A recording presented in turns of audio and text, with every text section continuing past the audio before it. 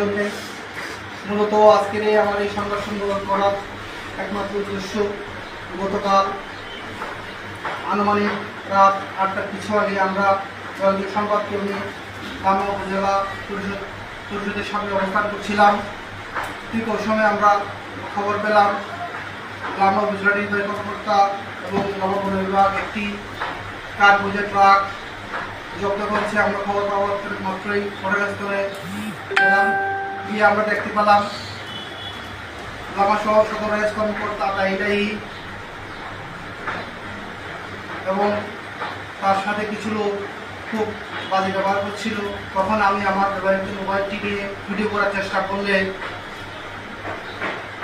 লামা কৃষক দলের সদস্য সচিব, আমি লামা যুব দলের সদস্য, লামা উপজেলা যুব দলের সদস্য সচিব সিরাজুল ইসলাম এবং তার আত্মীয়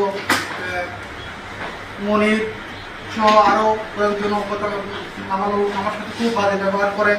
এক পর্যায়ে আমি আমার হাত থেকে ভিডিওগত অবস্থায় মোবাইলটি কেড়ে নিয়ে ফেলে এবং আমাকে তৎক্ষণাৎ ভিডিও প্রদর্শন করে যে বেশি বাড়াবাড়ি করলে টাকা দেবে আমার আশঙ্কা বলে আমাকে হুমকি প্রদর্শন করে। এমত অবস্থায় আমি আজকের সংবাদ সম্মেলন করতে বাধ্য হলাম। আপনাদের সকলের মাধ্যমে দেশবাসী এবং বাংলাদেশ জাতীয়তাবাদী দল বিএনপির যারা হাইকমান্ডে আছেন সকলের প্রতি অনুরোধ, আমি এই বিচার আপনার কাছে দিলাম। ইতিমধ্যে আমি লামা থানায় একটি অভিযোগ দায়ের করেছি এবং আমি এবং আমার পরিবার, আমার সহকর্মীরা আমাদের যানবাহনের নিরাপত্তা নিয়ে শঙ্কিত। কারণ বিএনপির মতো একটি রাজনৈতিক দলের কর্মীরা যদি আমার সাংবাদিকদের সাথে এমন আচরণ করে আমি কখনো আশা করিনি।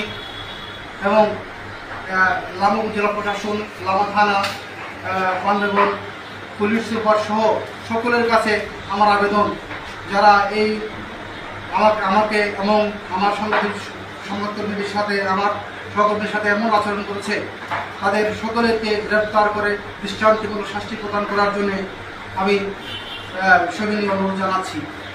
এবং শুধু আমি নয়, কিছুদিন আগে আরও কয়েকজন সংবাদকর্মীদের সাথে কৃষক দলের সদস্য সচিব আমির হোসেন সহ সিরাজ সহ ওদেরকে হেনস্থ করেছে এবং আজকে গতকাল আমিও হেনস্থর শিকার হলাম। এর প্রতিবাদে আজকে এই সংবাদ সম্মেলন উপস্থিত সকলের প্রতি কৃতজ্ঞতা জানিয়ে আজকে আমি আমার এই সংবাদ সম্মেলন শেষ করছি। আসসালামু আলাইকুম।